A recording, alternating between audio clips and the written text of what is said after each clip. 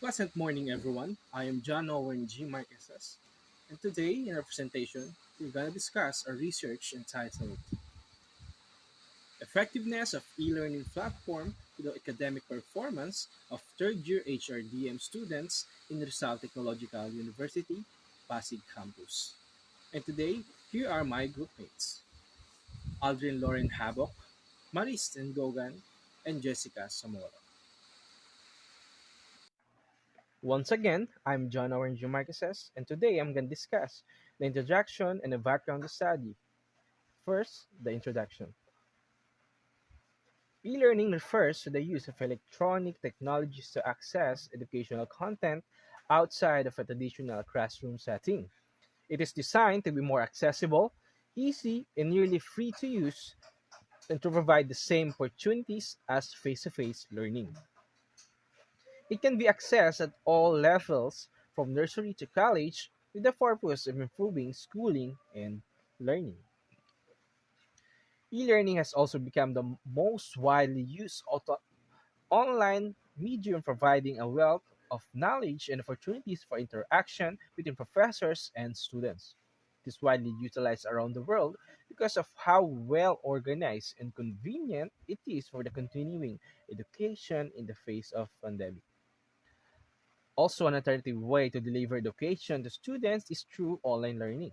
This type of remote education that is non-formal type of education that employs various media to transmit lectures, notes, debates to students and the teacher.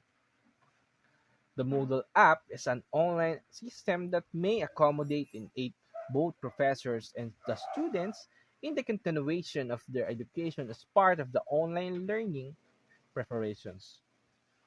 Moodle, often known as a Course Management System (CMS) or a Visual Learning Environment, is a widely used open source learning management system (LMS) and VLE.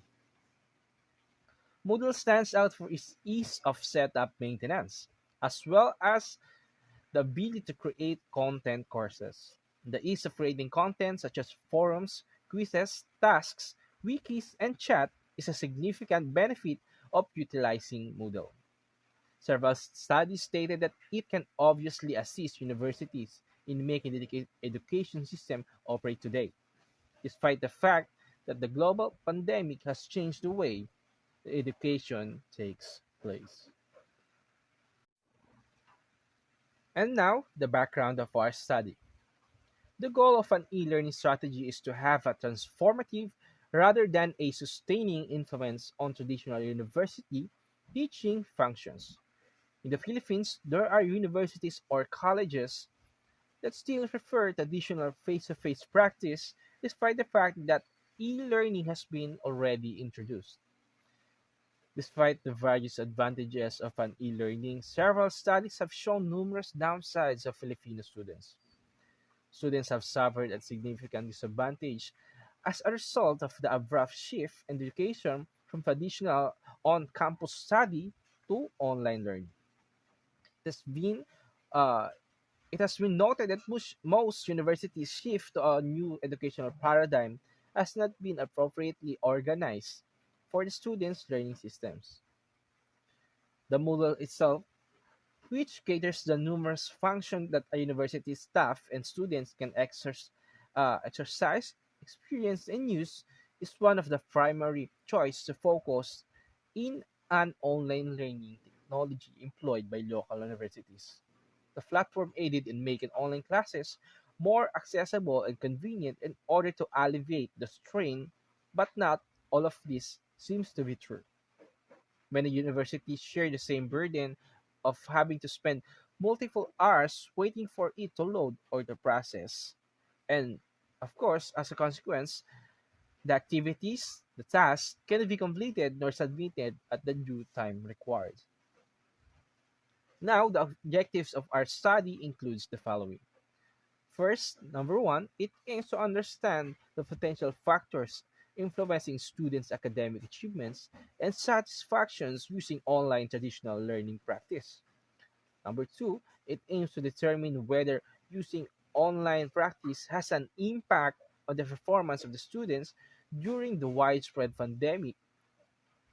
And lastly, number three, it aims to understand the various advantages and disadvantages of online learning in the performance of the undergrad students. Hi everyone, my name is Maris Tindogan and today I'm going to discuss my part, which is a statement of the problem and description of the respondents. The first one that I'm going to discuss is the statement of the problem. This study aims to determine the effectiveness of e-learning to the academic performance for third-year HRDM students. Specifically, this paper sought to answer the following question. Number one is, what are the demographic profiles of the respondent in terms of age, gender, time spent per day using e-learning platform or Moodle. The second one is, how is the level of e-learning satisfaction of the student be described? The third one is, how is the level of academic performance of the respondents be described? And is there any significant relationship between the effect of e-learning satisfaction and academic performance of third year HRDM students? Good day everyone, my name is Jessica B. Zamora and I am going to discuss the conceptual framework and hypothesis. Hypothesis. In hypothesis 1, there is significant different relationship between the e-learning satisfaction to the academic performance of the respondents.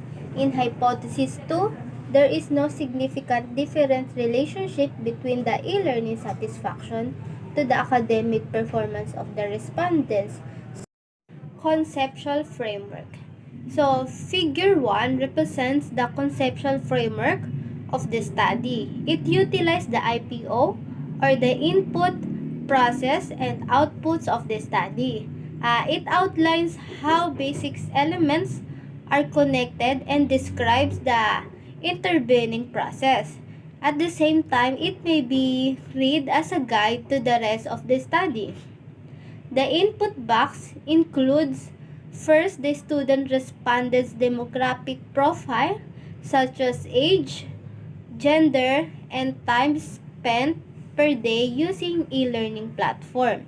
Second, the level of academic performance of the respondents for school year 2021 to 2022.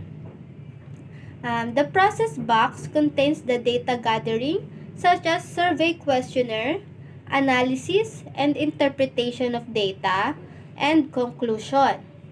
While the outbox contains data gathered on such as effectiveness of e-learning satisfaction to the academic performance of third-year HRDM students and recommendations about effectiveness of e-learning and conclusion.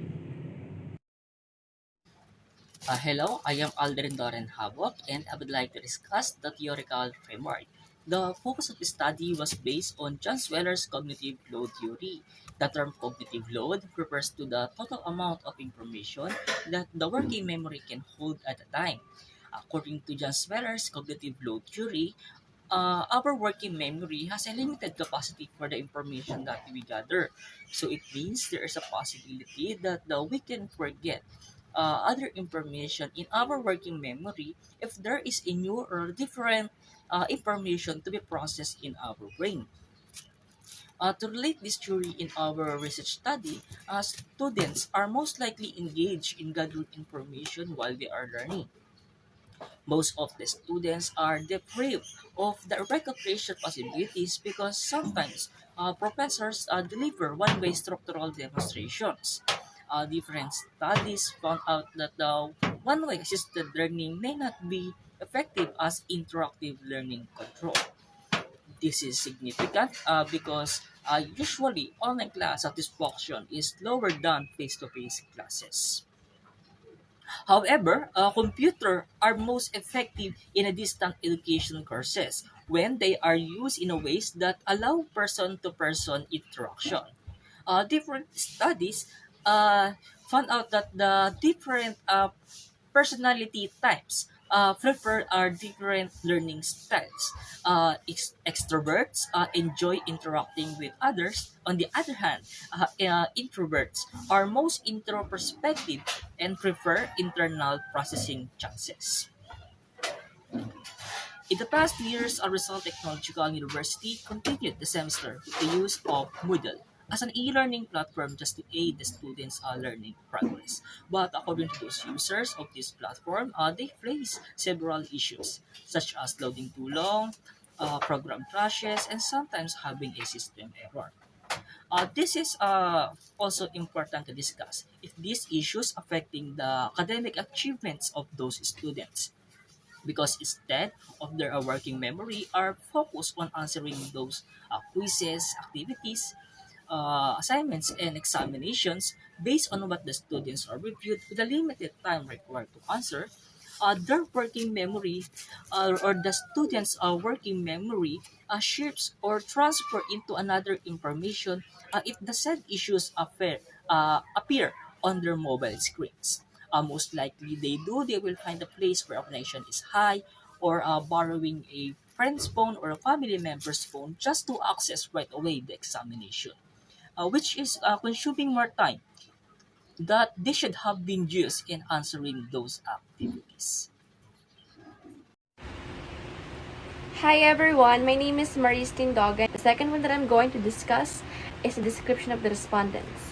The survey included 181 incoming fourth-year students from the 4 block, which is PCBET 17602A and PCBET 17601P. Both had 45 respondents. There are also 46 respondents from PCBET 17601A and 44 respondents from PCBET 17602P. The sample size is 125 according to the RACEUP calculator, a software that primarily calculates or creates the sample size of a research or survey, and Slobin's formula.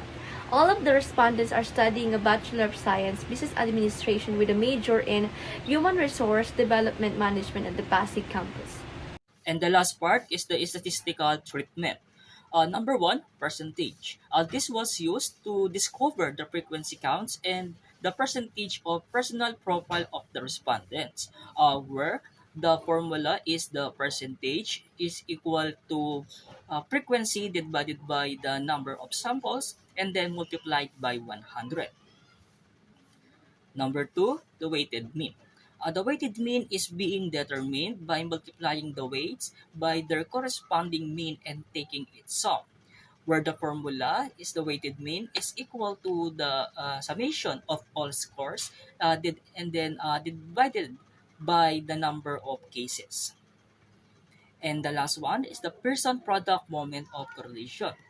This was used to measure the relationship of the respondents' effect of using e-learning platforms to the academic performance, where R where the R represents the linear coefficient, N represents the number of pairs of data presents, also including the summation of all X scores, the summation of all y scores, and the sum of the products of corresponding x and y scores.